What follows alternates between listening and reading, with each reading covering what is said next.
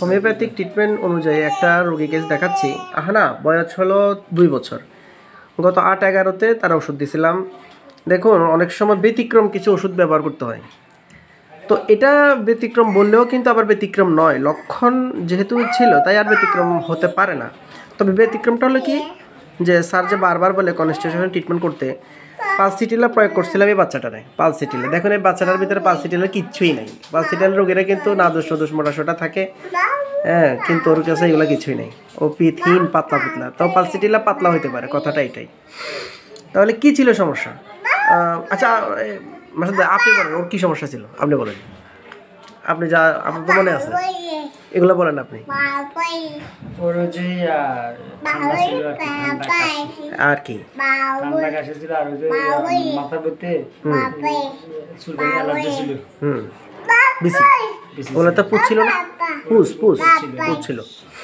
আর একটু এজমার ভাব ছিল, মানে শ্বাসকষ্টের ভাব ছিল। তাহলে এই যে প্রবলেমগুলোতে মানে অধিকাংশ টাইমই বাচ্চাদেরকে নেবুলাইজ করতে হয়, ঠিক না? নেবুলাইজ করা ছাড়া কিন্তু কোনোভাবে শান্তি হয় না। অথবা এই যে মোনাস 4 বা 2 এগুলো খাওয়াইতে হয়। কিন্তু বিষয়টা হলো কি, এগুলো খাওয়াইলে কিন্তু ইনস্ট্যান্ট একটা কাজ করে, একটু রিলিফ হয়, আরাম হয়, কিন্তু পার্মানেন্টলি রোগটা যায় না, আবার দেখা দেয়। কিন্তু এখন হোমিওপ্যাথিক ট্রিটমেন্টের এটা ডিফারেন্সটা কি? এখানে একটা ট্রিটমেন্ট হলো একটা জীবনের শক্তিকে গ্রো করে দেওয়া, যাতে করে অল্পতে ঠান্ডা না লাগে। ব্যাপারটা ঠিক এরকমই হয়েছে বন্ধুরা। এই যে আমার এই পেশেন্টটা না, তার মাথাতে অনেকগুলো বিসি ছিল, কোরাইজা ছিল, হ্যাঁ, কাফ ছিল, ওয়ার্ম ছিল, হ্যাঁ, পুজ, মানে বিসিগুলো পুজ যুক্ত ছিল, ব্যথা ছিল, অ্যাজমাটিক একটা ভাব ছিল। তাহলে এই বাচ্চাটাকে তো অবভিয়াসলি ওনারা তো লেভেলাইজ করছেই, এবং জ্বরও তো ছিল তার সাথে। ওই সময় জ্বর ছিল না? হ্যাঁ, হালকা জ্বর ছিল তার, হালকা জ্বরও ছিল, ঠান্ডার সাথে জ্বরও ছিল। তো এখন আমি তাকে কি করলাম? তাকে আমি ওষুধ করছি পালসিটিলা। কেন? এমনি শরীরে অনেক গরম, বলছে না? শরীরে কিন্তু অনেক গরম, ফ্যান যদি বন্ধ করে দেন ঘামাই যায়, মাথা ঘামাই যায়। তো বাচ্চা মানুষের জীব তো আর একেবারে শুকনো হতে পারে না। স্যালাইভেটরি ছিল, ওর ঘামটা বেশি। পায়খানা প্রস্রাব নিয়ে অভিযোগ তেমন কিছু না, খুবই নর্মাল। আর বডি মেকআপটা খুবই পাতলা। আর তার যে মাথার বিসিগুলো, এগুলো স্প্রেডিং ছিল, ছড়াই যেত শরীরে, এখানে হাতে পায়ে, পাছায় এবং মাথা, এগুলো ছড়াই যেত। তো কিছুটা লক্ষ্য করলে মাক্সলও আসে, রাস্টক্সও আসে। রাস্টক্সের সিমটম থাকে, মাক্সলের সিমটম থাকে। কিন্তু অনেক সময় রাস্টক্স এবং মাক্সল দিয়ে আমরা একেবারে ফেল করি, অনেকে হিপাসালফার দেয়, ফেল করি। তো কুল কিনারা পাওয়া যায় না। অবশেষে অনেক সময় অনেক ডাক্তার খুব বিরক্ত বোধ করে যে মানে এই হোমিওপ্যাথি চিকিৎসাটা কি, ওষুধ কি নষ্ট হয়ে গেল নাকি, কোম্পানিকে ভালো না, কোম্পানি ভালো ওষুধ দেয় না, আজে বাজে মন্তব্য করে। কিন্তু না, এখানে মূলত আমার নিজের প্রেসক্রিপশন এবং কেস টেকিংটা আমি ঠিকমতো করতে পারিনি। কিন্তু ওর ভিতরে একটা ভয়, মানে কি, সাউন্ড ভীতি। মেও করলে আওয়াজ করলে ভয় পায়, একটা বাইরে থেকে আওয়াজ করলে ভয় পায়। এই লক্ষণটাকে আমি নিলাম। খোলামেলা হাওয়া বাতাস সে ওটা পছন্দ করে, এই লক্ষণটাকে আমি নিলাম। একটু রাগও আছে, হ্যাঁ, ওর মা বাপ বললোই যে একটু রাগ আছে, সেটা নিলাম। এবং কসমোপলিটন মেন্টালিটি, মানে একটু ঘুরতে টুরতে ভালোবাসে, ঘুরতে টুরতে সে হাসে, আনাফ হাসে, ঘুরতে টুরতে সে একটু ভালো পছন্দ করে। তো এই লক্ষণগুলো আমি কালেকশন করলাম।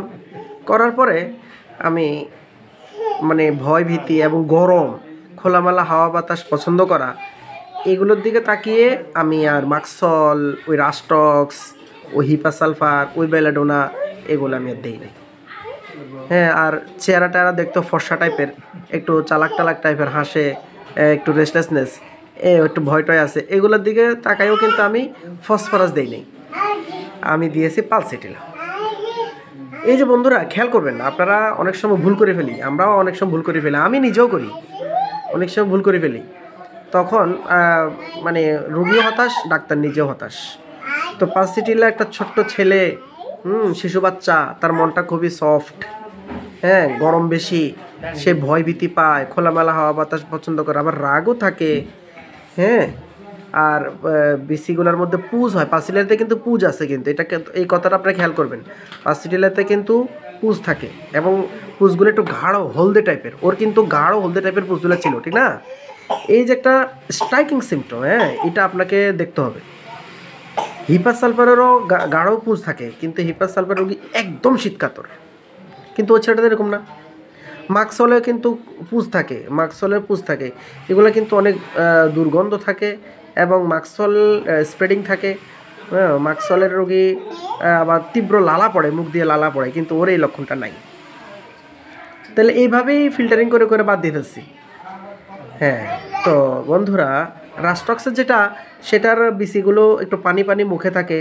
হ্যাঁ, পানিময়, পানি মুখে মানে একদম পানি থাকে, পানি, এবং পানির কারণেই হয়, ঠিক আছে?